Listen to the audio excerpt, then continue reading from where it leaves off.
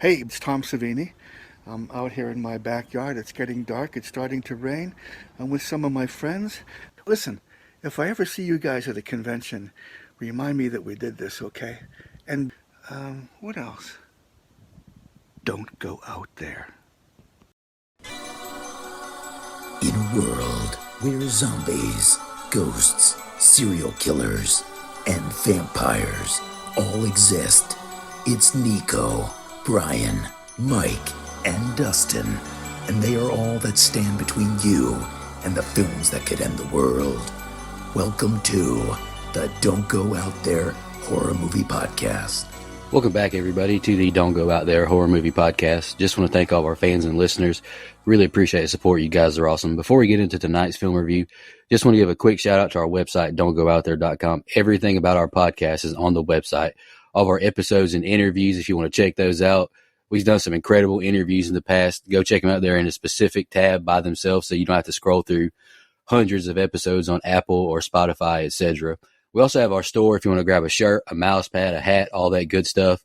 We'd love to see your pictures, rep your favorite podcast. And Shan's Etsy page is also attached if you want to grab a tumbler. All of our social media links are on there as well. Facebook, Twitter, Instagram, YouTube, TikTok. Like us, subscribe us, follow us, all that good stuff. And the last thing I want to shout out on our website is our Patreon. We call it Blood Donors. We have the traditional monthly reoccurring kind. If you want to support us, help us pay the bills, as we say. Or if there's a movie you want us to review, that option is available as well. Just check out our website, don'tgoouthere.com. Also, if you haven't noticed, we've recently joined the Believe Network. So there's some ads on our program now. But if you want ad-free content, go check us out on Blood Donors. The ad-free episodes will be available there. We appreciate your support. We hope you enjoy the episode.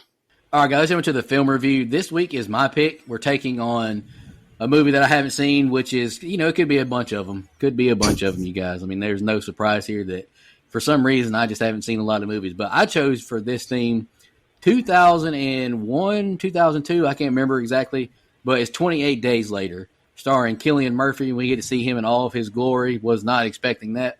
But what are my thoughts on the movie? I've heard mixed reviews on it from several people. They liked it. They loved it. They hated it. I'm going to go ahead and say I liked it. I thought it was pretty good, but it does lose me in some spots, which we'll touch on. But I enjoyed this movie. I thought it was a realistic kind of look into zombies and like a zombie apocalypse, and I quite enjoyed it, just to be honest. Brian, what did you think? I've got a lot of thoughts actually here. I actually saw this in the theater with my buddy Nelson, and we walked out of it. I'm ashamed to say that. I'm ashamed to say. I would never do that today, but that's just the facts. And I have not seen it since then. So honestly, I guess that means I only saw the end of this movie for the first time on this watch. So now that we've reviewed the sequel, I gave it a 7.25. I really liked the sequel. So I was actually excited to rewatch this. Well, really, I guess watch for the first time. Either way, it's been 22 years. And I wanted to see if my opinion had changed any. And it definitely has. I think they wrote this during the British battles with the SARS outbreak, the Ebola. But with COVID, everything just seems more applicable now. And it gave the movie a little bit deeper meaning for me. I do really appreciate this movie for changing the genre, giving us that fast zombie. And I know these aren't really, quote, zombies, the undead, but, infected. But they're still fucking zombies. But all of this led to my favorite zombie movie releasing the following year, 2003, Dawn of the Dead. Anyway, don'tgoouthere.com. And I'm picking next month, World War Z. So, yeah, while I don't quite enjoy it like I do the sequel, I found a new appreciation for it. And, this is just one of those where I feel like the sequels and time have made this one better for me, if that makes sense. And I say it in my closing, but this and part 2 are a lot like Alien and Aliens. So I don't know. I'm ready to review it either way. I'm glad it was picked. Yeah. Look, I've seen this movie one other time. I couldn't tell you when it was, but I have seen it another time. I didn't remember a whole lot about it, so I was like, all right, great timing. 28 years later is coming out, so, good pick by Nico. Brothers, I've been pretty positive lately, just in general, on this show. Some would say too positive. Not today. I did not like this movie at all. This movie dragged in so many ways to me. And another reason that I didn't like it, and this is the benefit of hindsight, right? Not fair, but it feels like every other zombie apocalypse movie to me. The way it happens, it's a disease outbreak. I'm not saying there's no differences, but it feels like, all right, so a lot of the criticism, and I mentioned it in my notes, so let me get it out of the way now. Because you could make that same criticism about slasher films that people make towards me all the time. Same beat for beat, note for note kind of vibe. That's the way I felt watching this movie to me, man. There's a few different things, and there's some emotional writing that I think is really good, but it dragged. Like, I felt it was so long, and I'll be honest, I didn't care about anything at the military hideout. I really thought that kind of dragged the movie down some for me personally. Now, there's some good action towards the end, and, Cillian Murphy's good. And again, it just felt like I'd seen the movie before. And I touch on it in my notes, but watching something like The Walking Dead, especially season 2, and then going back to this feels like a step back to me. Like, I loved The Walking Dead and the way they approached this kind of outbreak movie, if you will. Warm Bodies, that like horror comedy aspect that we covered. I like that movie significantly more. To me, this movie it felt dated. And that's crazy to say about a 2002 movie, but it just wasn't for me, And I've been trying to be positive, and I have positive things to say, but I was ready for this movie to be over probably about 40 minutes into it. So I've been trying my best. I'm sorry, Nico, but it just wasn't for me, man. That's fine. I like that everybody has a different opinion. I think three of us are in this together because I really like this movie. I liked the second one, the first one they reviewed. I liked it enough. I had my issues with it, but I gave it, I think, a 7.25. This movie's better to me, in pretty much every aspect. I love it's so grungy feeling, like the camera quality and the film that was used, or I think this one was actually digital, but or a blend of the two. I just like it. It feels so bleak. Like, this is not a happy story. This is not a happy situation.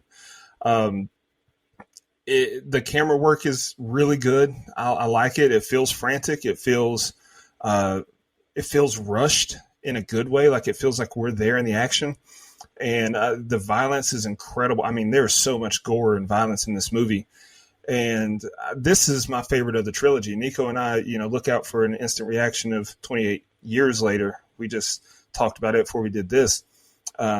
This one is the reason why I couldn't appreciate 28 years later more, because this one set a bar that was hard to follow. It was high. And then 28 weeks later came through, and it almost reached that bar.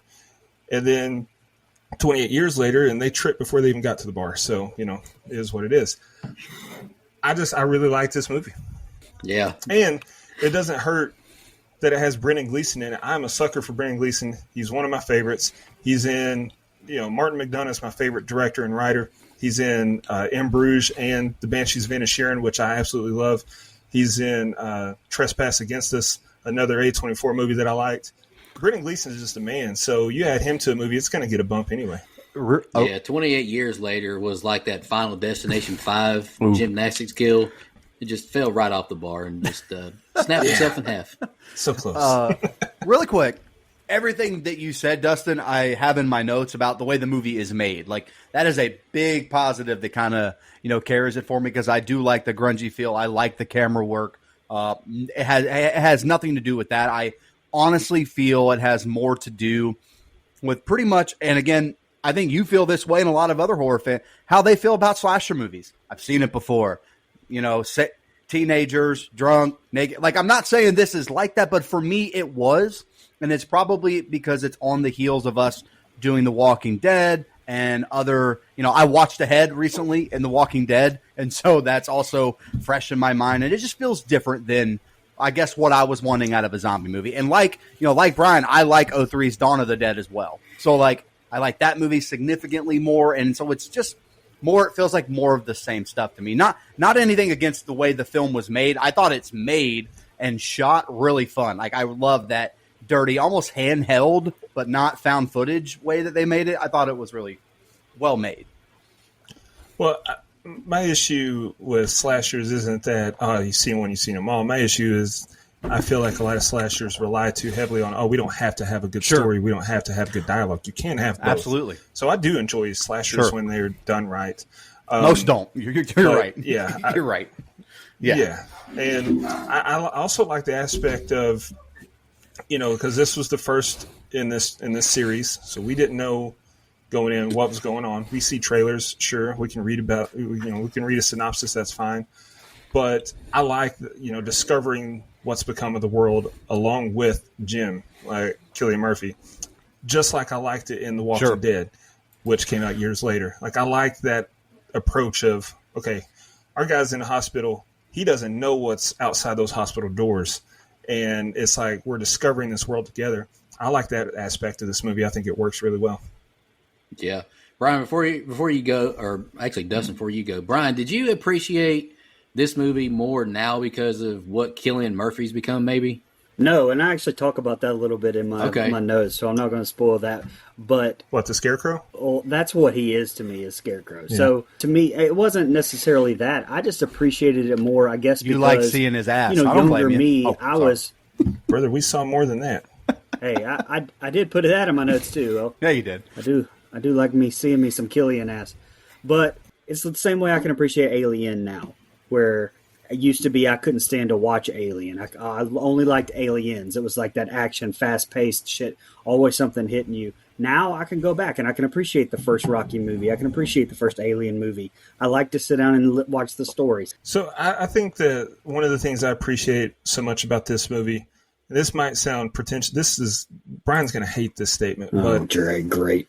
It's a lot of the reason why I like A24 movies so much is because I love when a movie has an independent film budget but delivers a major studio performance. And to me, I think this one did. Like, it feels very low budget, but the way it's written, the dialogue, the acting, I think overperforms, and so I appreciate it more. Yeah, that's fair.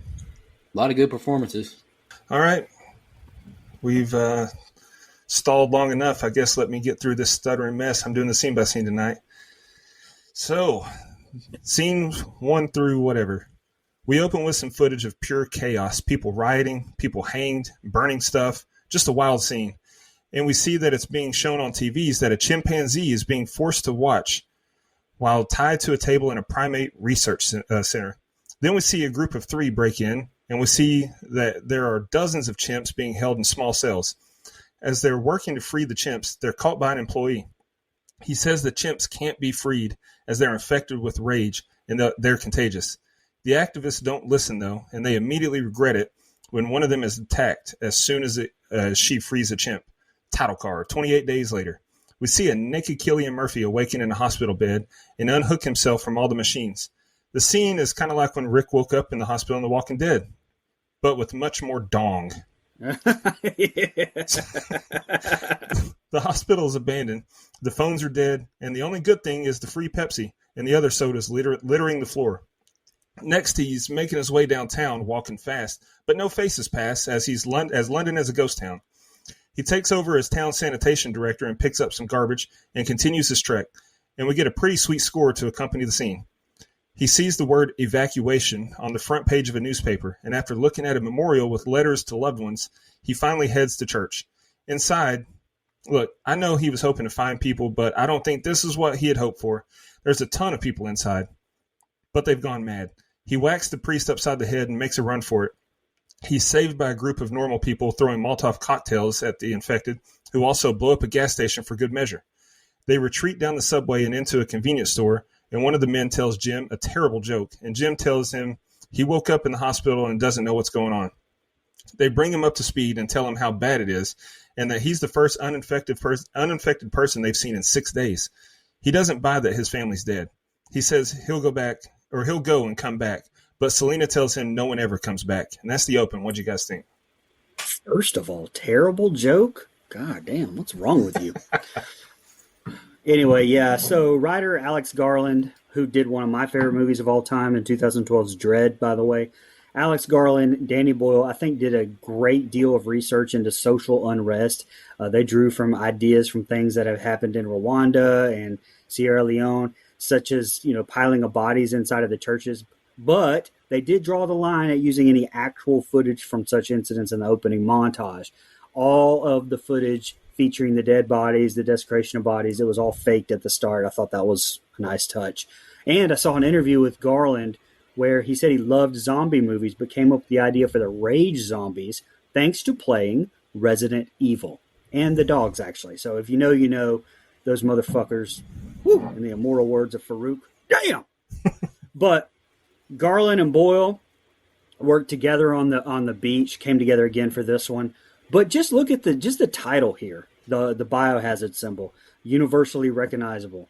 And from IMDb, I read where the title refers to the fact that peak immunity from a virus is widely considered to occur 28 days after an infection is contracted. Nice touch. I learned a lot more about that after COVID that I ever wanted to as well. And so I wrote here in big bold. So it was all started from some tree huggers. I'm shocked. Just kidding. But I do love how quickly they turn after being bit.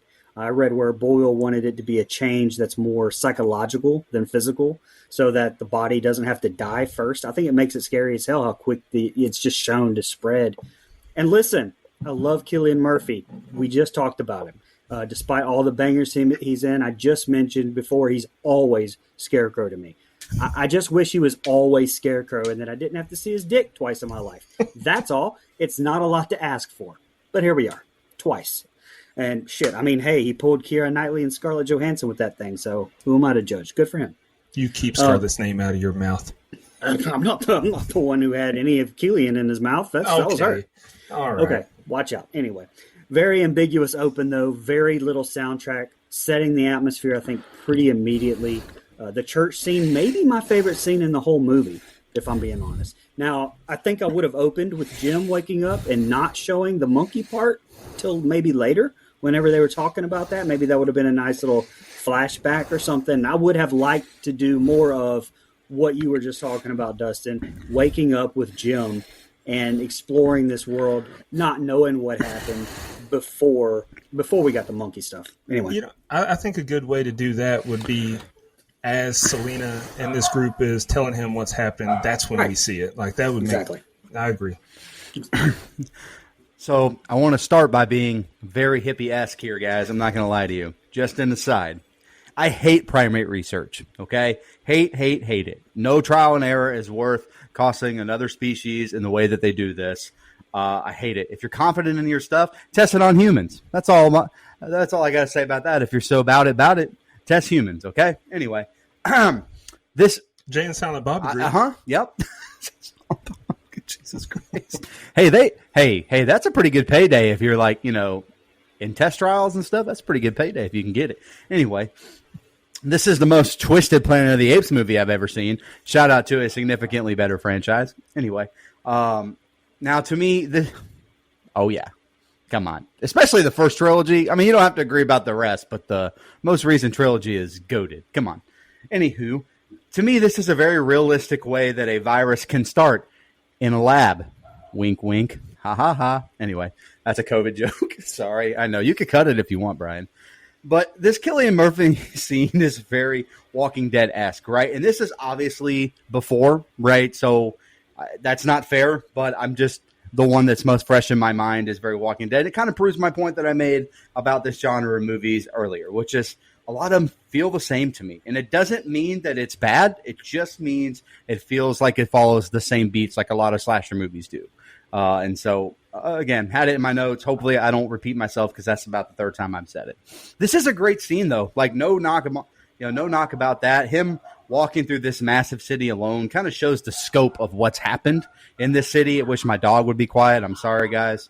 Honestly, the music that they do use is great in general. I actually like that, early 2000s rock sound that we get a few times in the movie. I like that a lot.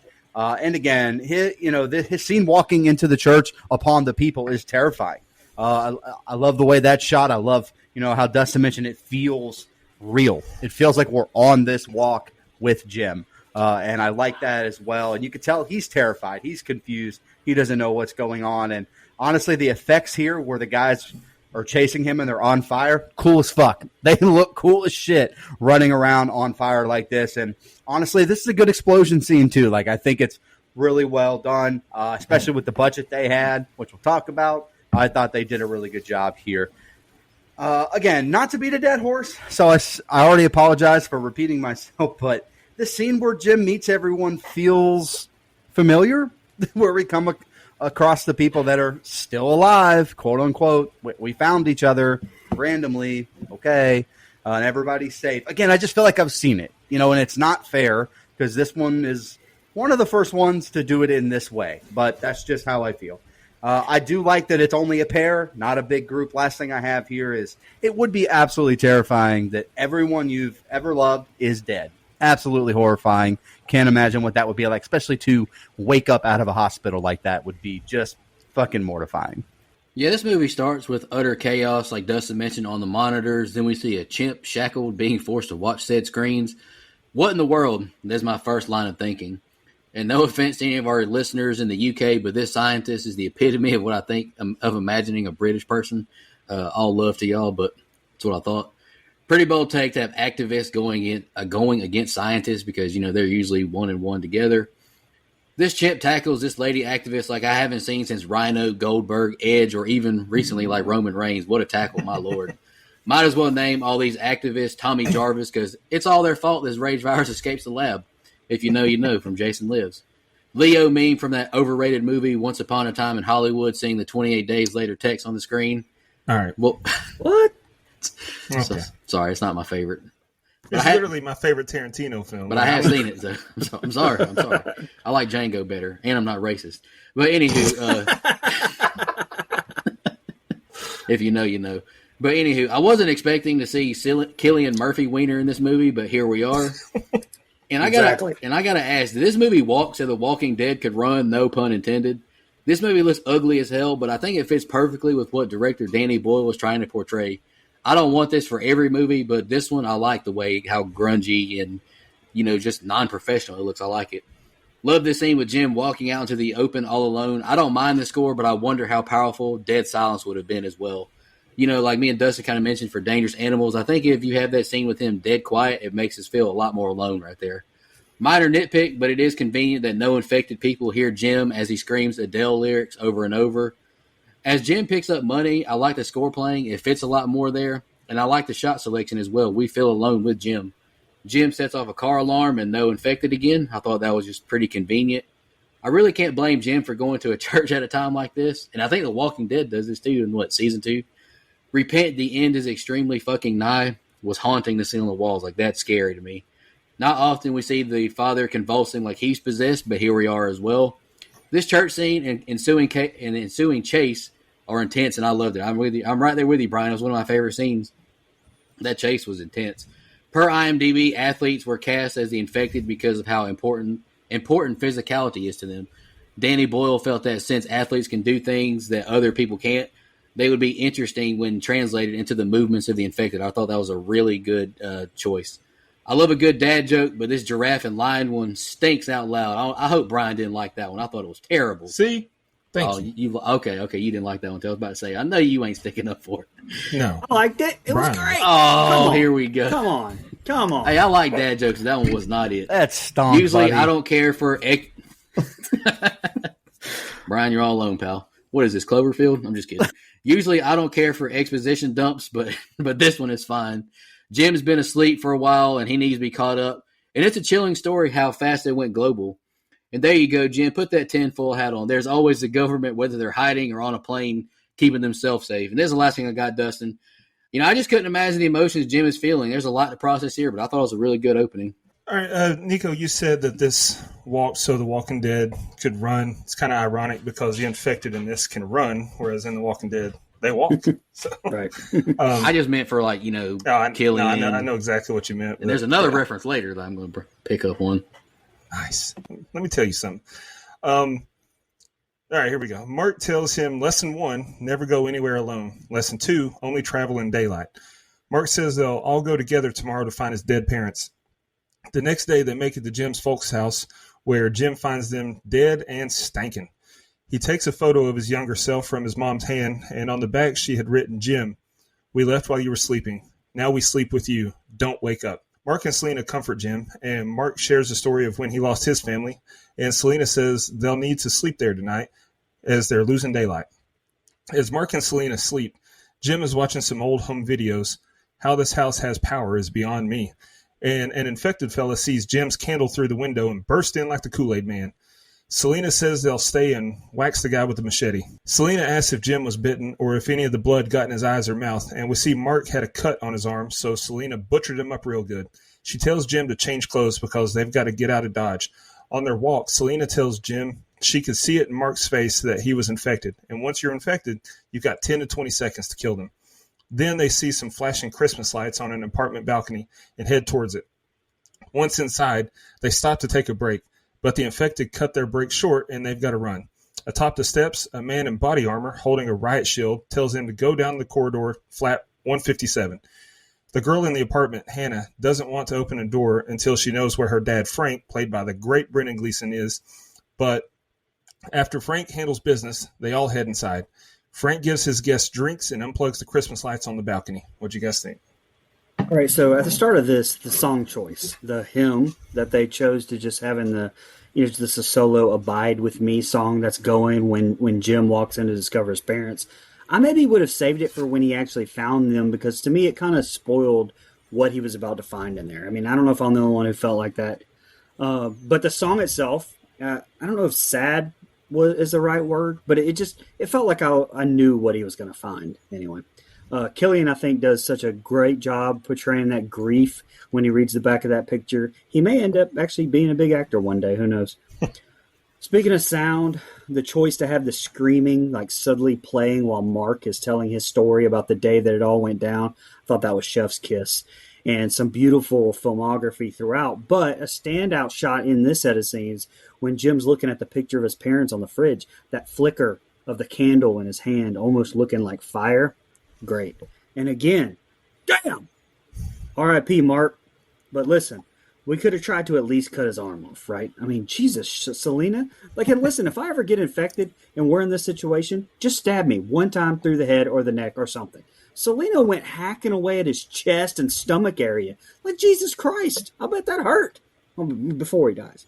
And while we're on Selena, I love how they're on the stairs and the infected bust into the building and she goes, "Wyatt, that's the infected!" Motherfucker, that was louder than anything he was saying. And then she just said, "Fuck old Jim," and then his headache and took off. But a little Easter egg in this set of scenes, shortly after Mark dies, when Jim and Selena left Jim's parents' house, they're seen walking past 3 broken clocks outside of a building where the clock in the middle had the seconds arm stuck on the 28th second. So, nice little touch there. And last thing, you mentioned him in your open. It was nice to see Brendan Gleeson. I don't know. I agree with you. He's In Bruges is one of my favorite movies. Also, Edge of Tomorrow and Live by Night. Add those to your Brendan Gleeson walks through. Yep. If you haven't seen them, you should. Gleason's my favorite part of this movie. I think he steals the show. He's an actor that I agree literally makes any movie that he's in better, except for maybe Joker 2. There was no saving that one. Go ahead. I disagree, brother. I didn't think it was as bad as everyone else did. Hey, Nico, you ever seen any of these nerdy-ass movies they're talking about? What the hell are they talking about? Yeah, I saw In Bruges, but I'm all by myself. I would need a rewatch. All by myself. I'm just kidding. The S is silent. But anywho, anytime I see the name Selena, I think of anything for Salinas. Talk about a great biopic right there, buddy. I mean, that's the only good movie J-Lo's ever been in that I'm aware of. Anyway, I will say the music here to start this set of scenes is it's depressing as shit, bleak, but it's effective, right? I mean, it got me in a down mood, and I think that maybe I watched this in a mood that I wasn't wanting that kind of movie. I bet if I watched it, if I'm just like, all right, I'm locked in for this experience, maybe I'd feel a little bit differently. But the music definitely it's effective for sure. In this scene where Jim discovers his parents, back at their old house, is so damn sad, man. Like, I was not expecting the movie to show them lying there like that. Again, gritty, dark, grungy.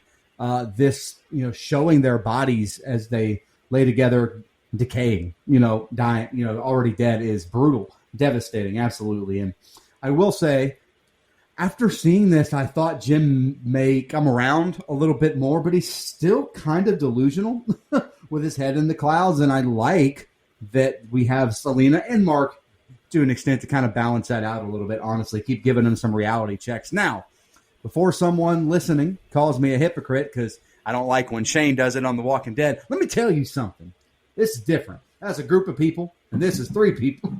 We got to keep moving. I don't care what, anybody says. I don't think that's hypocritical. Shane was being a dick. He only cared about one woman. He didn't care about the group. This is a little bit different. Anywho, look, insane scene though, right? I love the window busting. It was really well done as far as being absolutely horrifying to have this, walker, right, zombie creature come out at you, attack you. Mark saved his ass and ended up fucking dying for it. That's a tough day at the office. I mean, yeah, you died a hero, but I don't know. I don't know that guy, and now I'm dead. That's all I'm saying. I'll just say that for me, and maybe this plays into it, and I do like his character arc by the end, but Jim feels like a little bit of an annoying character for me, and I think it's because up to this point, he won't listen to anything the people that have already been living through this say. Like he's kind of battling Selena, and she won't listen, or he won't listen to her, and she's been at this zombie fighting thing longer. Like I just feel like a little bit of positivity is fine, but this like, oh, it's shucks, it's going to be okay is not the way to go. And that's how I felt his character was written early on. I was going to ask what these people do about food, but fuck it, I mean, and by the way, does anyone know what a lilt is? The fuck is a lilt? Is that a soda brand? The fuck is that? I was like, never heard of that shit. And I feel like I've heard of a lot. All these Christmas lights, I'd be in heaven. You could just take me right there, zombie guy, die drinking some alcohol by Christmas lights, come and attack me. I don't need to live any longer. I've had a good run. So, again, I thought this was actually a really good set of scenes. I'm still pretty into it at this point. It does lose me coming up. Not this next set of scenes, but the ones after that do start to lose me a little bit. I like how the only caveat to each lesson is unless you have no choice. That really lets you know how bleak the situation is. And like I just said a moment ago, imagine waking up from a coma, finding out you're in a zombie apocalypse, and your parents' corpses in their bed. That's brutal, man. That's a lot to process. Your parents leaving you a note that says, "Don't wake up." That's heartbreaking because usually your parents want you to live as long as you can. But whew, I'm with Jim. I don't know if I know Selena good enough yet to hear you say, "I should be grateful my parents died peacefully." This movie predicted the future. This story Mark tells reminds me of the COVID times when people were fighting over toilet paper. After Mark's story, I would be more willing to be grateful my parents died how they did, though. Hell of a jump scare with these infected Randy Ortoning Jim. Amazing he survived this attack, though. I thought that was kind of convenient because they jumped right on top of him. And Selena, holy shit, with no hesitation, hacks Mark to death, my lord. Selena continues to stand on business, straight up told Jim, if you get infected, I will kill you too. Cillian Murphy looks ridiculous in a beanie. Please take this off and never wear one again. That was just not for him. Them seeing those Christmas lights flashing had to be like a Southerner seeing the hot sign on a Krispy Kreme. You know they were excited for that. I appreciate the film showing Jim being weak and tired. Unlike Cloverfield with Marlena getting stronger as the film went on somehow.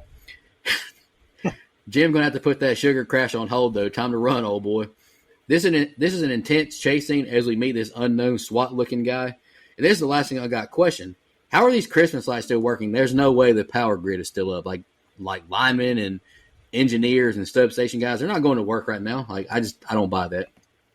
Well, I mentioned that when they were at Jim's house and he's watching home videos. Like, give me a break. I'm not talking about a Kit Kat bar. You mentioned people fighting over toilet paper during COVID, and it just angered me because I just had a thought, a memory. This one of my girlfriends from school hit me up during COVID. Hadn't thought about her, seen her, talked to her in 15 plus years. She randomly hits me up, adds me on Snapchat, and we start talking back and forth. And I'm thinking, hey, okay, let's get back in there. She was talking about how toilet paper was scarce. I went to Walmart, bought her a case of toilet paper, mailed it to her. She got that toilet paper, and I never heard from her since. Women ain't anyway.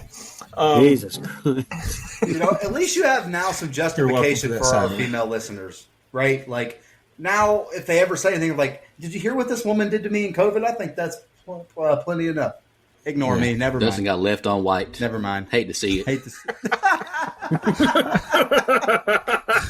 All right, that's good. No That's notes. good. I can't follow Laugh at my that. pain like I'm Kevin Hart. All right, here we go. Jim takes advantage of the break from running for his life and shaves his face. I think I would rather not shave than dry shave. Terrible choice. Frank says goodnight, and Jim joins Selena, and they discuss their differing philosophies on people slowing them down, and Selena heads to bed. On the roof the next day, Frank shows Jim his rain bucket collection, but they're all empty. It hasn't rained in 10 days.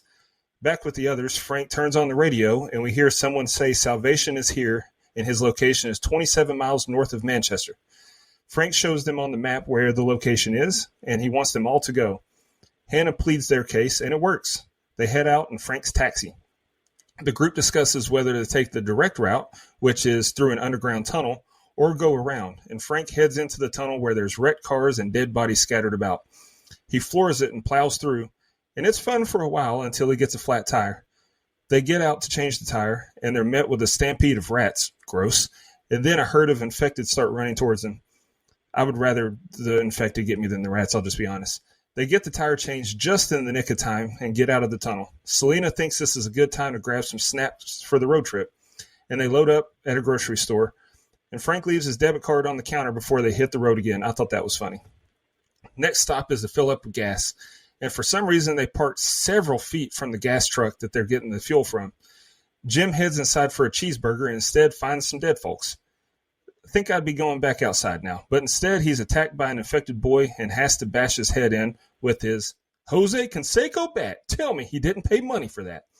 With gas in hand, they hit the road again, and they find a nice spot for a picnic. And Jim and Selena share a nice moment that included her planting a kiss on Jim's cheek. I blushed. That night, the rest of the group wonders how Selena was able to fall asleep so easily, and it turns out she's the Valium plug. Frank declines but allows Hannah to take a half of one, and Jim takes a couple and dozes off. This is probably my least favorite set of scenes, if I'm being honest. And I'm glad you said that about him dry shaving, because the very first thing I have is a little letter where I'm trying to write to Jim. And I say, Jim, listen, dry shaving sucks. I get it. Well, why the fuck are you shaving anyway? I mean, it's the goddamn zombie apocalypse. Why would you even want to shave? It's like one of the most annoying things to have to do. May as well wear a fucking tie while you're at it. Grow a beard. Be a man. Sincerely, Brian. Okay, and sidebar here. You know what I was thinking during this set of scenes here? Mostly because it was a little slow. But, Killian's pretty well known for his, method acting. Although, I mean, he denies that label. But I don't know how else to describe it. You know what I mean when I say method acting.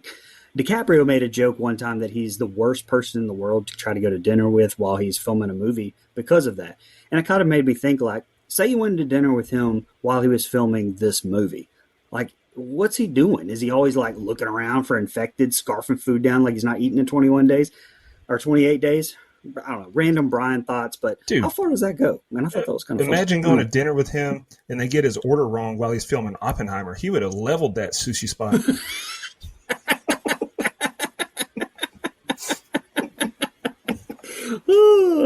Nico, aren't you laughing? Okay, so now I've praised the music, but the singing in this set of scenes when the group are in the taxi, I think is too loud, and it doesn't really fit there. Again, just my opinion. And how the fuck did they drive over all of these cars in this tunnel? The whole scene just bothered me because, like Jim said, what a shit idea. Now, I know from a movie standpoint you wanted to set up another scene of tension, but the stupidity of the decision in the first place is what just makes me throw my hands up. You know what I mean, Vern?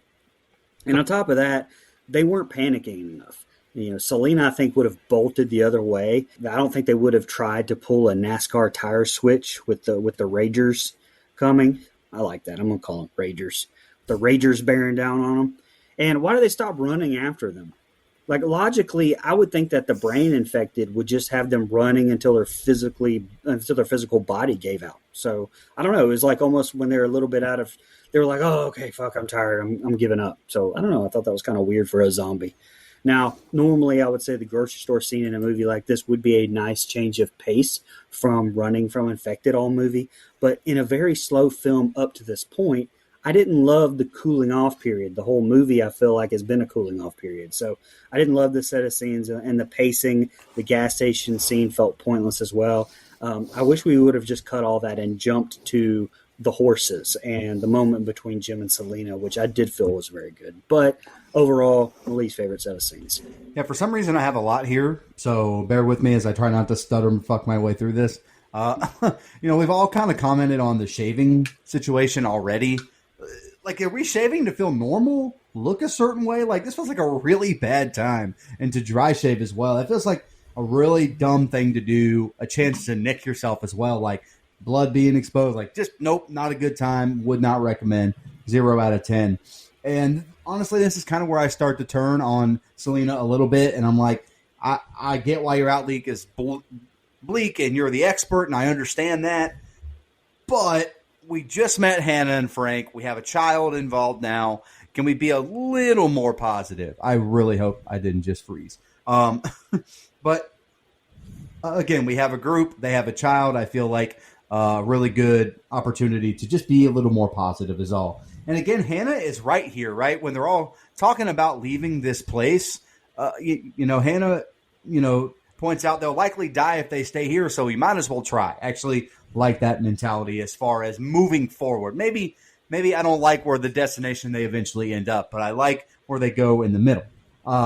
Man, the music in this film is so fucking bleak to me, man. Like, all the singing stuff. And I will say, Frank, he's kind of a fun character, man. He turns into a little bit of a maniac in a way, when he's driving. I actually like that scene there. And again, Dustin touched on this, and I know we have a mutual hatred of rats and rodents of any kind.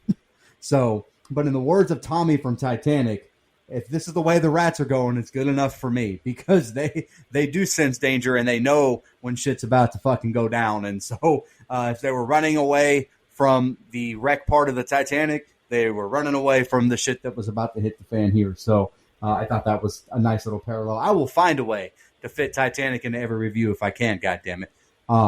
But look, I got to disagree with you, Brian. I really liked this grocery store scene, man. Maybe because I was in the mood to see something happy and a little bit more upbeat and fun. And I thought that added a little bit of levity for me personally. Just a brief moment of happiness that I was here for. Now, did they end that scene using like a watercolor painting or something when they had the shot of the field? It looked like a hand-painted picture, right? So I was like, oh, that was odd. Cool choice, right? Like, I'm not knocking it per se. I just was like, oh, that's odd. Super weird. Again, having, what Jim has to do here, and to a kid, no matter the circumstances, would just be fucking hard and rough, man. No pause. I'm talking about something serious here, where it would be really tough to do what he had to do to that boy, who was attacking him, but you got to do what you got to do. And beautiful landscape, listen to me. Beautiful landscape shots. Shout out to Brian. I'm sure he enjoyed the scenery on that. And look, I see those What? I see those horses, and I always wonder which species would rise and thrive after we left this planet. They look like they're having a fucking grand time, just running around happy as shit, not infected. Fuck everybody else. I think that's awesome. By the way, Cheeky Monkey is a great maybe insult that I'm stealing. I don't know if it's an insult or not. I know we have some fans from over across the pond. So if that's a compliment of some kind, please correct me here. Last thing I have is, look, I said it on our Walking Dead reviews on the series podcast, but I would get high as hell if I were in this world. So when someone asks me to take pills, yup. I mean, what the fuck else am I doing? That's all I got. Yep, and I'm going to continue on with you guys talking about the shaving. Jim Raw Dog shaving, I think, is the most painful thing I've seen in the film so far. Yeah, just let that grow. I mean, I don't get it, man. Like, nah. I laughed at Frank. Haven't gotten rain in 10 days. Hard to believe for fucking England. That's a paraphrase, but the line delivery was hilarious. Hannah with the voice of reason saying they all need each other and says we have got to get out of here, which I agree with. That apartment wouldn't hold them up forever. So I agree. Frank says send it and drives over this blockade of cars, but that driver's side tire said, gotcha, bitch. I think an army of rats is scarier than a pack of zombies, honestly. I'm right there with you, Mike, Dustin. I don't like rats either. Nah, I'm good. There's no way in hell these three are picking up the car up to put that tire on. Not buying that.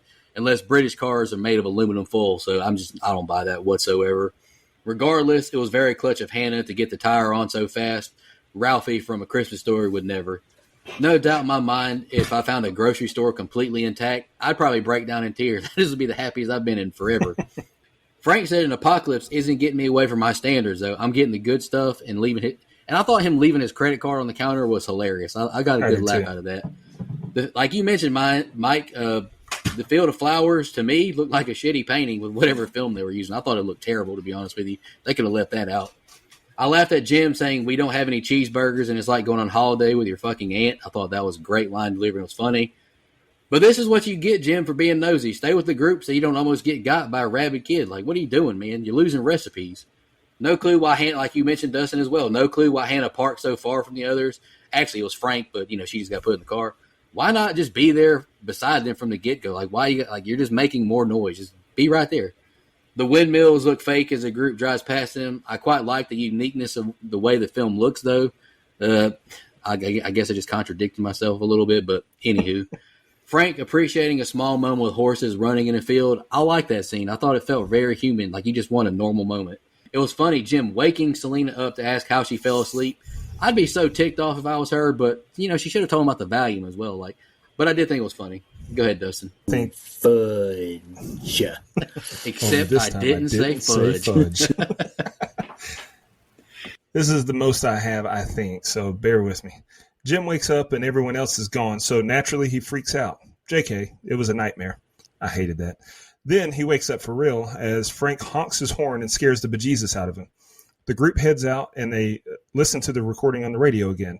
They arrive at Manchester and see it burning up ahead. They reach the 42nd blockade, which is what they were looking for. And let's just say the welcoming committee didn't exactly roll out a red carpet. It's eerily quiet, and Selena wants to leave, but Frank says no. I don't know why my phone said frankly. Frank says no.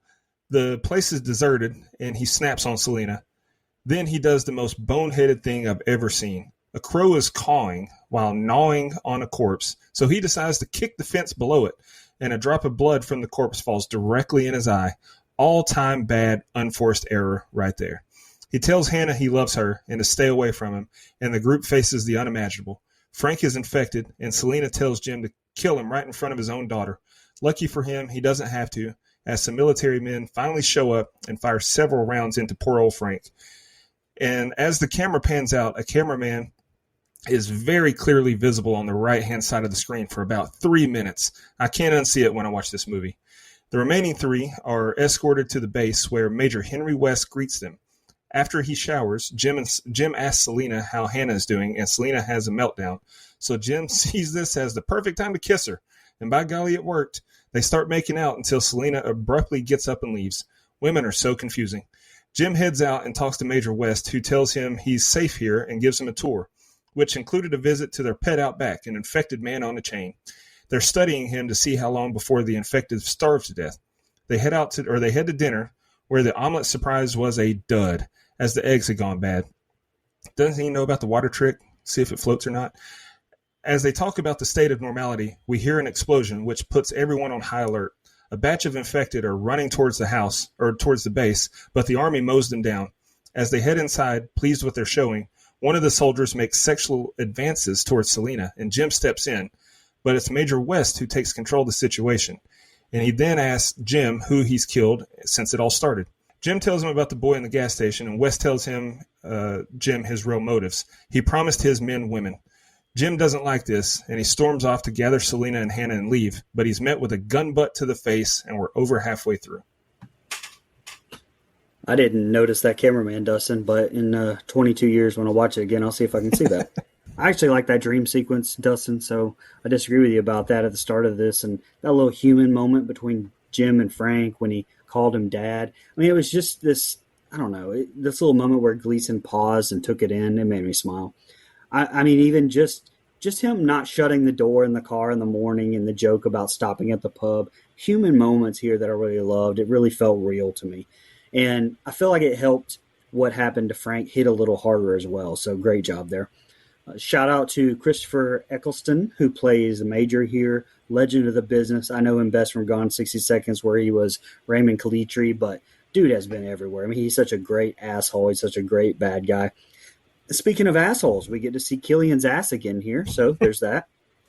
And fun fact, though, the Worsley house here, which reminds me a lot of a certain mansion and a certain video game that was said to be inspiration. It was originally meant to house the lab where the rage virus was developed. And after Frank gets infected, he was supposed to be brought there. And Jim would cure him by draining Frank of all of his blood and replacing it with his own, thereby sacrificing his own life.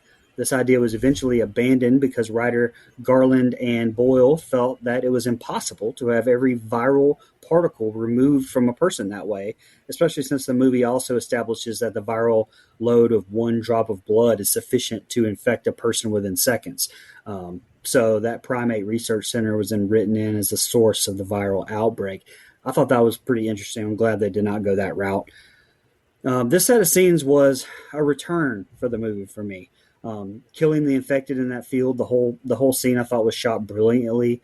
Speaking of that, this scene when Major West reveals his plans for Hannah and Selena to Jim, it was actually written by Cillian Murphy and Christopher Eccleston the night before it was shot. A different scene had been scripted and shot, but no one was happy with it, especially those two actors. Brilliant. It does kind of make me curious on what it was before, though. Yeah, this may be unpopular, but I kind of wish this was a short movie that ended right here, man. I like this happy ending where they're all on this farmland, for lack of a better term, and these horses riding around. Beautiful, beautiful scenery. Much happier ending. Again, we return to this ending, but we have to go through a river of shit to come out clean on the other side. Shout out to Shawshank Redemption. I don't know. I loved where they ended up going here in the middle. And I liked it. Honestly, this being a dream made me laugh. Like, I was like, oh, you gotta be fucking kidding me. That's some Rob Zombie 101 right there, brother. Halloween 2. I just wouldn't leave there. Like, I know where we were set out to go when we started our adventure, but look around. This is great. There's a fucking grocery store, bad watercolor paintings, but it's better than no paintings, right? I mean, we've got horses. We've got a place to sleep. I don't know. This feels like a pretty good fucking setup in this shitty world, so I would just consider staying there personally. I know you want to find more people, but I don't know. Sometimes the best things are right in front of you if you look around. I think this is a great shot of them coming down or up the interstate, whichever one you want to say. I love that shot. I think they captured, chaos as they pull up there quite well. And again, I'm back with being on Selena's side. Sorry, I can't help it. Great movie. I can't help but being on Selena's side here, where she's ready to leave. I would have left. Like, as soon as I saw this setup here, I probably would have turned around and left. And man, this scene with Frank is fucking tough, man. It sucks. Like, and I want to know why the military people waited so long to come out, right? Like, I feel like they could, I don't know, just like made themselves known earlier. I don't know. Interesting decision. It just sucks because he was a great character and I wanted him to stay around longer. I will say we've already seen Killian Dong. Now I'm looking at Killian Ass, okay? And there's just a lot of him and more than one movie that I've seen. Just a little bit too much of, in my opinion. But anyway, I will say this feels like do you think this would be a good time to fall in love with somebody or a bad time? Like, objectively speaking, I guess you could argue, well, you got nothing else to do. Might as well fall in fucking love. But also, this feels like a really bad time to start a new budding relationship. Just me. Never a good time to fall in love. I knew you were going to say that. That's why I let you say it. That's what I was like. I understand. I don't know. I don't know. Listeners, if you want to tell us, is this a good or bad time? Is it apocalyptic world a good or bad time to start a relationship? A couple things here, and I said it in my open, and I know I got some looks when I said it. This part is significantly less interesting to me. I don't know why that is. Well, I guess I kind of do, because the reason I like I Am Legend is so much is because when they make it to this, colony of people, it's the ending, like it's the end of the movie. They kind of make it out. And again, I know what happens in the next 30-ish minutes or so, that it's a little bit of a different take. And so it's not that it's bad. There's some of this stuff like the dinner, all this stuff. It feels like it drags the movie down for me. Also, just to I hadn't seen this movie in a while, and I kind of forget they keep this guy alive. I was like, that's gonna fucking come back to bite him, boy. Does it ever? Not a good call there. And again, every military guy here is so fucking unlikable. They're such a fucking asshole. Like, they're not who I would want to repopulate the world in the fucking first place. I do like this, full-on attack scene, though. Again, it feels like we're kind of back to the point of the movie, which is an us versus them. And I've talked about this in some of the other movies that we've done.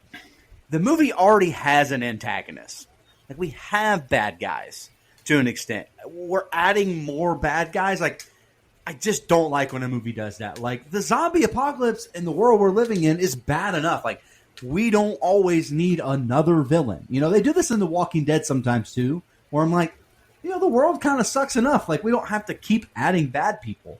I don't know. Like, it's just a plot point of mine that I don't like when these movies do, because I feel like there's already enough bad out there, personally.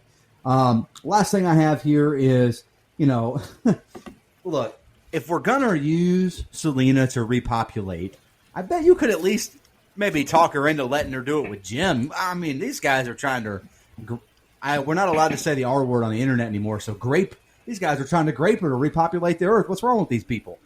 Hey, man, that's just what they say on the YouTubes. I don't want to get demonetized. Care what they say? What? Who are they going to cancel? We're not talking about it. We're not making jokes about it. We're dude, they don't even say analytically breaking it down. Dude, you can't even say porn. You got to say corn on the YouTube. It's crazy. Crazy world we live in. Sorry. All right, that's all I got. At least let Selena do it with Jim, goddammit. That was my point. TikTok is like that too.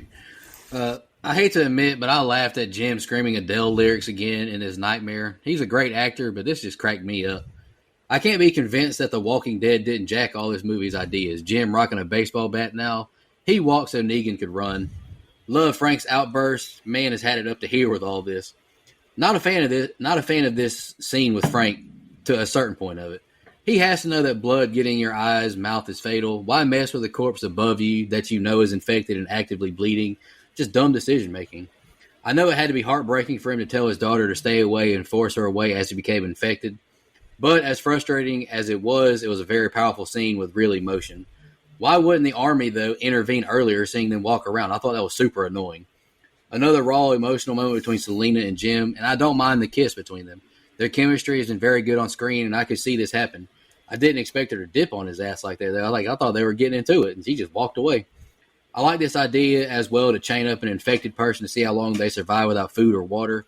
That was a lot of vomit. I wish an infection movie touched on dehydration more because, people die of dehydration before they do starvation in real life all the time. This dumbass cook thought salt could overpower the taste of rotten eggs. Brits take their terrible food to another level here. Respectfully, of course. Pretty bleak way of looking at normality, just everyone dying.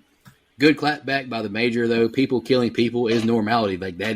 That's a good point. That is normality, unfortunately. Impressive how fast the soldiers immediately went into attack mode. I will say I love how Brits call each other the C word, cunt.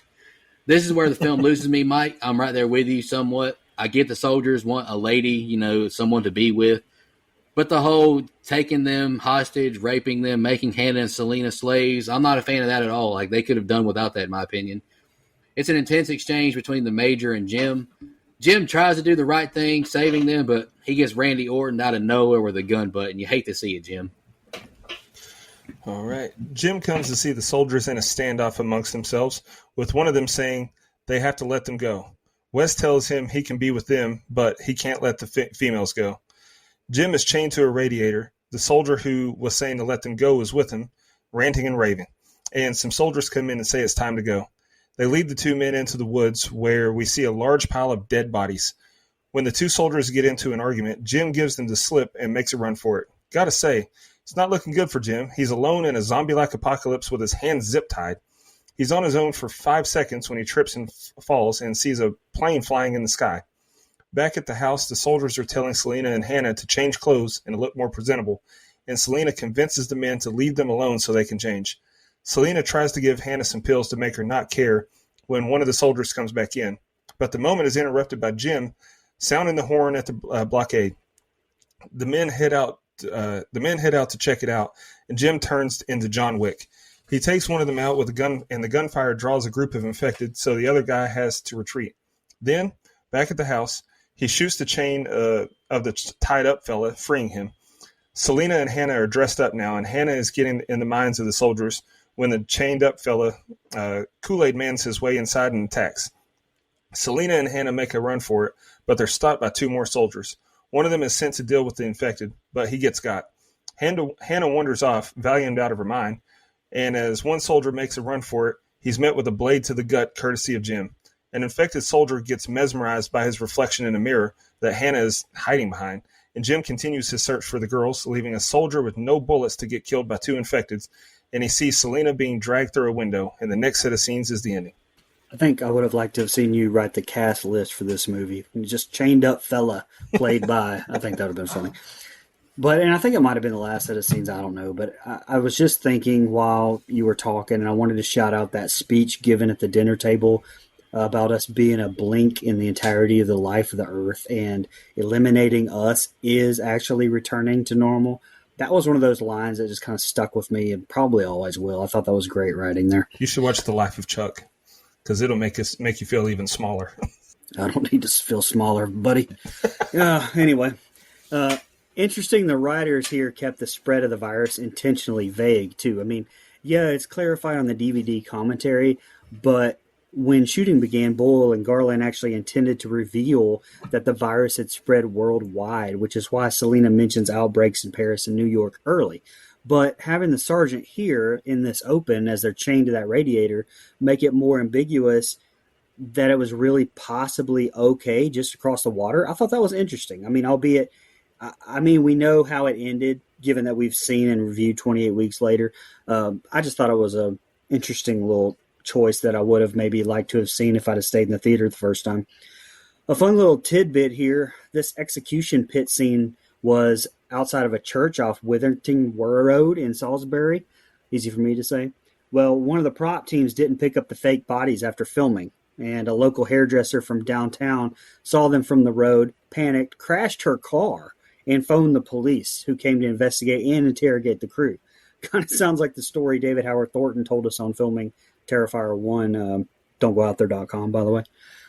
And also, when Jim escapes from the two soldiers, the shots of the jet flying overhead were shot by Boyle himself. He apparently took one of the Canon XL1s home, spent 2 days filming planes through the trees in his backyard to get that shot. The rest of the set of scenes, I fucking loved it. That theme I thought was iconic. By the way, very impressive arm strength here from Hannah, pulling herself up on that mirror for that long. Bravo. Like Harry said on Dumb and Dumber, must work out. That's all I had. Yeah, so, I had this thought watching the movie, which is Jim probably should have faked being on their side. I feel like that would have made his quest a little bit easier. Now, wouldn't have had such a badass character arc doing that, for sure. The Jim from the beginning of the movie to the Jim that we're about to get here towards the end, two totally different people, so I like that for him, but I feel like faking being on their side would have been a lot easier of a path. Just my opinion. These guys fucking suck, man. Again, I just don't need this like, haha, I'm gonna say it. We're on podcast, damn it. Haha, we're gonna rape you storyline plot. Just, I don't know, not moving the needle for me. And, finally Jim does something smart here. Not that he's been dumb the whole movie, but I'm like, a good character moment here where, he hides out, right? He kind of makes his way and we know, well, it would have been a crazy move in the writing to have Jim killed here. So now, unfortunately, I had to think about this too. Frank led them to their doom without realizing it, man. He was really pushing for moving on and finding this base. Not his fault, obviously. He didn't know that this is what it was going to be, but where Selena and Hannah are... I just had another Walking Dead thing. He's like Shane, wanting to go to Fort Benning the whole time. Maybe they did. Everyone's dead in Fort Benning. You know what? Maybe they did steal a bunch of stuff for that show, but damn, I like it. Hey, get Frank Darabont on the phone. We need to talk about all this. All right, I like it better, Frank. Anyway, look, but I will say some really cool-ass shots in the rain here. I like that it does start to rain. I've mentioned many times on this show for years now how weather can be a great character if used properly, and I think the weather is effective here Sometimes there's movies where the snow is its own character, the rain is its own character, and I feel like it's kind of playing that here. I like that all these fuckers are dying. Let's go. They were all pieces of shit. Again, I think they're unnecessary villains, so I'm happy to see them go. I actually think a lot of this is really good, right? Again, I just don't have a lot to say as far as notes go, especially with, my guy that I predicted being kept alive. It's coming back to bite them. I called that from the beginning. And so, again, it's a lot of dialogue, a lot of commentary here on who, are we supposed to take away from this that we don't know who the true monsters are, right? I mean, we have this blood-sucking vampire, but these are the guys that want to rape these. Like, I'm not sure what I'm supposed to take from that, but anyway, Hannah with a lucky-ass save of herself, bro. I would have fallen trying to cling on to the back of that mirror. That would have been the end of me. I have great upper body strength, but I'm fucking heavy. Some may say fat. I don't know. I just say heavy. Sounds better. Last thing. Again, I'm so glad that Jim left that fucker behind, man. The good stuff. I am ready to get to the end because, to me, this is the significantly less interesting part of the movie. Yeah, if I was Jim, I'd be losing my mind hearing him constantly yapping. But that's a good question. How did infection spread across seas? This isn't a respiratory infection that can be dormant in you like COVID. Within 20 seconds, you've turned. Like, it's a good question. I'm looking forward to Mitchell's death, talking about taking the black one and making her squeal. Like, he's making it really easy to not like him. But why would that other soldier shoot? That makes no sense to me. Not wise of Mitchell to assume Jim's dead, put some respect on my man Cillian Murphy's name. Not a pleasant scene here. We already had the infected as our villain. Why make the soldiers all animals too? I understand, they can be bad people, but I don't know. This is where it kind of loses me a little bit. Jim bouncing around doing some things, created a distraction for the ladies, killed off these soldiers one by one. Hell yeah, brother. I like how the film has made Jim like Chucky with him running up top super fast and out of focus. The man Molly whops the hell out of Davis with that blunt object. Loved it. Hannah won't stop yapping with some crazy talk, and I thought her acting starts getting a little stiff right there. The infected soldier appearing was scary as hell, but the one soldier being chased screaming was hilarious. These soldiers suck at close quarter combat, and this man Private Bedford sounds just like a little girl screaming. And I stole a line from Dustin from previous episode. The infected knocked the puberty out of him. I thought that was funny. Love Jim's kill to the soldier with the gun through his core. I think that's my favorite. This score building up is creating an epic mood and atmosphere with the rain coming down as well. I love that Hannah risked it all to go back to get the picture of her family. Wise thinking on her end too, hiding behind that mirror. That's got to be the most sturdy mirror in the world. But this is the last thing I got. Another soldier with zero close quarter combat training. Bro just pissed down his leg pathetically. Like, what are these guys? All right, here's the ending. Jim re-enters the house through a skylight, and Selena is taken into a room by a soldier. Jim strikes and bashes the soldier's head against a brick wall and then chokes him to death. Selena doesn't know what to make of it and grabs her machete, but stops short of whacking him, and they take this time to share a bloody kiss. To heck with Hannah, I guess. Tired of waiting to be rescued, Hannah breaks up their makeout session with a vase to Jim's head. The three head to Frank's taxi, where West is waiting in the back seat. He shoots Jim in the abdomen, so Hannah backs the car up to where an infected is running, and the infected smashes out the back window and snatches West. Selena loads Jim into the car, and they speed off. The gate is locked, so Hannah rams it, and we get a title card. 28 days later. We see Selena performing makeshift surgery on Jim, and he wakes up in a bed. We see Selena using a sewing machine, and Hannah is folding the world's largest bed sheet by the water, and we get a flyby shot of the countryside and see a couple of infected fellas lying in the street. Hannah rushes into the house and says, "It's coming." So Jim and Selena gather what Selena was sewing, and the three run out. They spread it on the ground next to the one that Hannah had, and we see that it spells out "hello" as a plane flies by. Selena asks if they think that he saw them this time, and the movie ends. Kind of crazy in a zombie movie that the most gruesome scene in the entire movie, ironically, is Jim killing that would-be rapist soldier here. Obviously, I thought that was the best kill.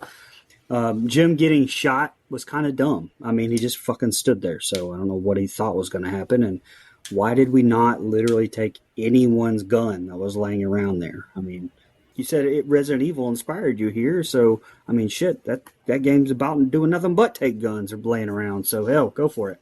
I did read where several endings were filmed, including a few in which Jim is taken to a hospital where he dies of his gunshot wound, despite efforts by Selena to revive him. Selena and Hannah subsequently leave the hospital together, and it's just an open ending that was meant to suggest that they would make it. However, a test audience interpreted this as a sign of certain death for them. Okay, I don't know who you showed that fucking movie to. So Boyle and Garland wrote and filmed a special epilogue with a more uplifting ending. Funny note, it was 28 days later that they filmed that.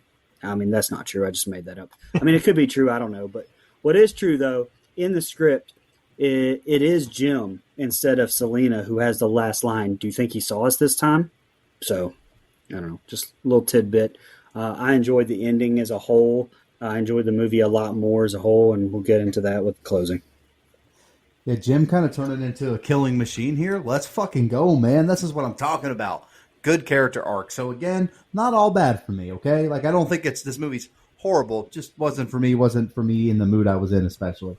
But again, he was kind of just going to say it, he was kind of started the movie a whiny pussy. Not by the end here, though, buddy. He was breaking necks and I don't know the phrase. I keep forgetting the phrase. Breaking necks, cashing checks. There it is, buddy. There he is. Okay, anyway. I think this is a perfect death for West here. And I knew that would come back to haunt him, so I like that. Again, I love these. I do love that, we get 28 days later again, and we get these shots of people still kind of zombie dying in the street. I thought that was, really well done. Also, I'm just glad they went back to where it was kind of nice and lush and green. If you had just stayed there, Frank would still be with you guys. That's all I'm saying. I would not be, they're trying to spell out hello to get these people's flying over attention. I wouldn't be trying to get nobody's fucking attention. This looks like a little slice of heaven right here, man. We could stay right here, recreate the population if we wanted to. We don't have to, but we can at least try. I mean, this feels like a really good home for all three of them and a really good way to wrap it up. I wouldn't be trying to reach out to fucking nobody. But again, I thought the movie was just not for me. Like, there's some good here. It's not all bad. I just, maybe because of the mood I was in, and maybe because like I've mentioned about 20 times now, it just felt like I'd seen this movie done better before. So that's why. So again, not all bad, just not all good either. Yeah, Jim to the rescue. Like, I'm glad that movie had that part. I could not deal with Mitchell getting away with Selena. Eye gouges always look horrific. Jim is like a sprained ankle, nothing to play with. I'm glad I got that line in there. Selena goes from almost killing Jim to kissing him passionately. I wonder if this is the kind of danger Dustin mentioned he liked in women. Hannah totally redeems herself from bashing Jim's head by backing Major's ass into the hands of the infected. We love to see it. It was a great portrayal of him being captured as well. I thought that was a great scene. Jim imitates when a Nike ad goes NC-17. Just fucking do it. Someone explained to me why they couldn't leave this hello sign out the whole time. Like, why did they have to run it out there? Just leave it out there. Like, put some bricks on it. Do something. And this is the last thing I got. Beautiful nature shot of the rolling hills as they run this sign out. The filming locations were all over the United Kingdom and Germany, and I thought it was beautiful. Alrighty. Social media. Let me pull I'll up go the ahead old... and knock out X because we had none. All right. We did have one on Blue Sky, though. I'll go ahead and knock it out. All right, go ahead. I pulled it. Making X2 said that he saw this one in theater, and he looks forward to it in our reviews. Or he looks forward to 28 years later in our reviews. I hope you enjoyed 28 years later. We'll just leave it at that. Yeah. Look out for our instant reaction when you watch it. Yeah. I'll go ahead and go on Instagram real quick. Cheyenne Turner commented, I absolutely love this movie. It legit gave me nightmares the night I saw it. Also introduced me to my future obsession, Cillian Murphy. Fair enough. Real Matt Sears commented, I like this film a lot, but I like the expanded story and better production quality of the sequel more. Very much looking forward to the new one. And I asked him if he's going to see it this weekend, and he said hopefully. I know this was on his list, this and Poltergeist, so I told him, you're going to be happy this month. And the last thing we got is from Whiskey and Tacos. It's a cool combo. I just rewatched this to refresh my memory since it's been a long time. Did it bother any of you guys that it looks like it was shot with a potato in the 70s? Because I know I couldn't believe I was watching a movie from 2002. To sound like a pretentious film nerd, I actually like the way it looked. I love the way it looked. But like I Yeah, said, I I don't enjoyed want it. every movie to look like this. No, Just but this I thought one. it worked for this movie. I thought it was a good call. Yeah. Bro, Yeah, it was fun. Nico, I've told you, watching all these independent movies that I have over the past couple years, I love, which I'm going to go ahead and say one of my fun facts real quick because it ties in. This was one of the first mainstream films to be shot entirely digitally, but it doesn't really look that way.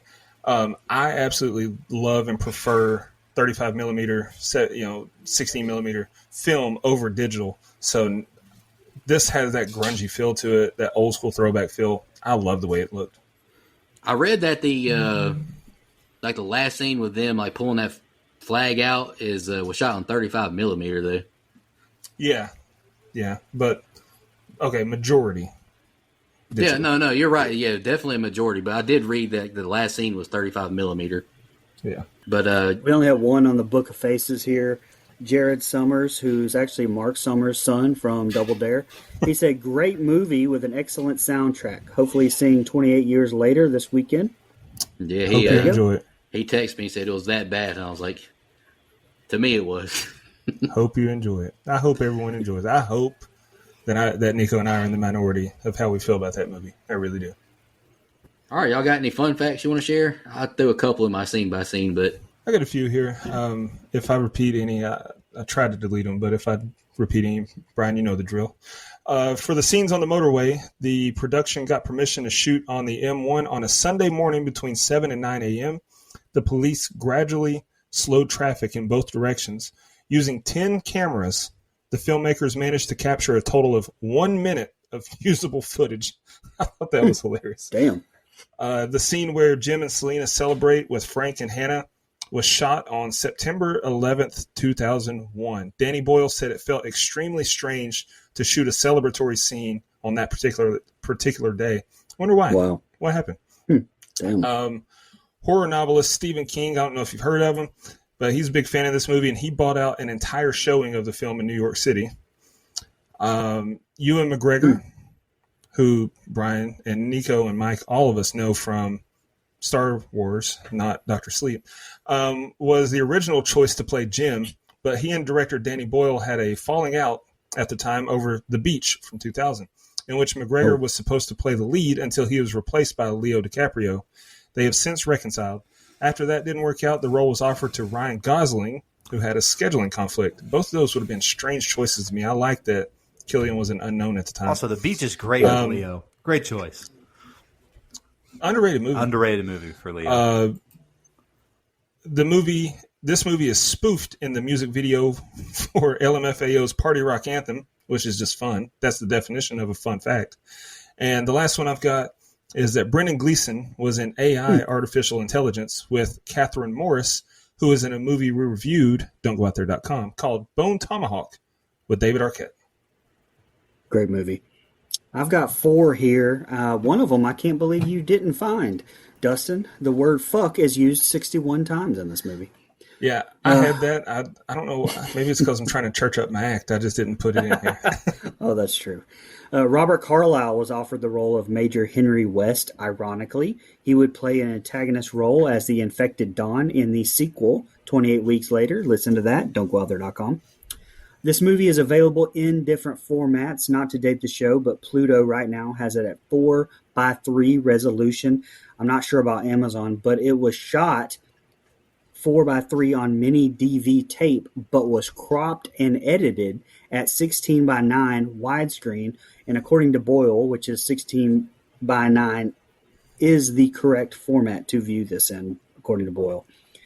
Cillian Murphy would go on to star in the sci-fi thriller Sunshine alongside Rose Byrne, who starred in 28 Weeks Later, the sequel to this movie. I love Rose Byrne. Me too. I know you're a big Insidious fan, so I'm sure you are. Oh, yeah. Lynch and everything. I think my favorite Good movie job. of hers is a movie that is just all around is cancelable. Get Him to the Greek. That movie is so funny. Yeah, it's But Russell so Brand, funny, dude. Russell Brand, Oh, Diddy. yeah, we gotta it's cancel that just movie. got nobody good. You deserve it, Daddy. Okay. Anyway, but anywho, this movie was made for a whopping $8 million, and it grossed $82.7 million worldwide box office. Probably has a lot to do with why it got a sequel. I don't remember the budget and gross from that movie. We've done that episode a long time ago, but it's probably the reason why so many years later we got 28 years later. And according to you guys, we should probably wait another 128 years before we make another one of those. They ain't going to, unfortunately. There's another one coming out in January, I think. Oh, God. I got another fun fact about this franchise. If you play the footages back, I believe it was 28 weeks later that I gave out the first ever Man F Them Kids award. Right? That's fair. That's fair. It might have been. And I was in lockstep with you. Everyone was shitting on us. Fuck, man. Yeah. Well, Man, fuck them kids. what do they know? Let's jump to our favorite kill, least favorite kill in the rating. Dustin, you kick us off so you can jot the scores down. Yeah. So my favorite kill, really tough to pick. There's a lot of gore and kills. I'll go with the soldier that Jim stabbed with the bayonet because heck yeah, go Jim. Least favorite kills, Frank. Come on, man, you did it to yourself. God. As far as my final thoughts on the rating, Ann Hornaday from the Washington Post said this movie is, quote, unrelentingly grim, unremittingly gross, and unforgivably unattractive. 28 Days Later is an orgy of troubling images and bestial sound effects. And she graded the movie a 30 out of 100. Lady, that is the point. You want a movie with this subject matter to be all sunshine and rainbows? Give me a break. I looked at her reviews on Rotten Tomatoes, and I just think that she just doesn't like horror. This is a good movie. It's grungy. It's raw. It's really good. I also, Mike, I got to disagree with you about the two antagonist storylines. To me, that's realistic. People aren't going to just stop being bad people and band together for the greater good just because zombies exist now. So I like that added threat, actually, in this one. But I do agree with you. Sometimes that annoys me. To me, the camera work, the gore, great. I like this movie a lot. I gave it an 8.5. I'll go next. My favorite kill, I was going to go with a bayonet kill, but I'm going to be a little different. I'm going to go with the Major. They got backed into and got pulled out the back window. And I just thought it was a powerful scene when he's ripped out that back window and you can hear her screaming. I thought it was really well acted. But the bayonet, on the gun, I thought was a really good kill too. Least favorite kill, I agree with you. Frank, what are you doing? You see that body is dripping blood and you get right underneath it. We're losing recipes over here, man. What are you doing? That was so dumb of him. I just don't understand why you would do that. Like, Bro you got a said little girl. Do Bro what? said he'd rather die than spend another minute in that car with two women. Oh my god. Oh, Mike just left on that note. I didn't mean to hurt his feelings. I said respectfully, I disagree. All right. My thoughts on the film. I really had low expectations going into it because I kind of heard Brian's thoughts on it from when he saw it previously, how it was slow. So I had tempered expectations. I was expecting just a slow-paced zombie movie that I really wouldn't care for. But I actually really ended up liking it. And honestly, it wasn't until they got to the army base where it started having flaws. Like, it was really high. I understand where you're coming from with the two antagonists, but I don't know, just the subject matter just really just kind of like, I didn't need that. But I gave the movie an 8 out of 10. I thought it was really good, and I thought it's going to my probably top 5 favorite zombie movies. I like it a lot. You got to get this one on Blu-ray, brother. Yes, what, $100 on eBay? Or hope I get lucky at the Goodwill. Goodwill. My favorite kill was an eye gouge, I thought, I think that was one of the best kills, but my favorite was probably the Major as well. My least favorite kill, I actually put Davis's. It was just off screen. Now, the movie itself is still very long. I think it drags a lot in the start, so I can definitely see how 19-year-old me was bored. But like I said, very comparable to Alien and Aliens in my eyes personally. As I mentioned, I gave the sequel a 7.25 rating. Don'tGoOutThere.com. I'm going to also give this one a 7.25, and I wrote that I'm excited to see part 3. I'm a little tempered expectations now after hearing their review. Sorry. Are you? Actually, I'm happy. I'm saving you money. You're going to see a better movie. I agree. Yeah, you're saving me money too, man. I was about to pony up and go to the theater and watch it, buddy. I appreciate that. Okay. What, man? My bad. Anyways, my favorite kill is Major West there again, pulled out the back of the window like that. I thought that was really cool. Plus, it was just satisfying on-screen death here because he was a fucking asshole. And then my least favorite is Frank, man. Same as you, Dustin. Like, come on, man. Like, did it to himself. Great character. Probably my favorite character in the movie. I felt like, man, there was a lot more I wanted to see out of his adventure we didn't get to see. So, look, I kind of said what I had to say about this movie throughout and in my intro. Just wasn't my cup of tea. Or I will say probably wasn't my cup of tea for maybe the mood I was in. I felt like had I gone in remembering it a little bit better, probably would have helped. It's just kind of feels like wash, rinse, and repeat to me. It doesn't mean they don't do anything good. Just means it feels like yet another zombie apocalypse movie that I've seen over and over. So, again, there's good stuff. I talked about it throughout. I think the acting is good. The writing, has some good, strong stuff. And some of the camera work, especially for the budget that they had, I thought was really well done. Just not for me. Well-made movie, just content-wise, didn't care for it. I gave it a 5.5. Okay. So that gives us a composite score of 7.3125. IMDb is at 7.5, so we're right in line there. Letterboxd 3.8 out of 5. Rotten Tomatoes 87%. Hell yeah, brother. Blood donors. We got 2 new legendary blood donors. Mike Azelson, both are returning blood donors. We'll be doing his pick next week. And Sean Irwin, we're doing his pick in, I don't know when we'll have to put on the schedule, but we appreciate y'all.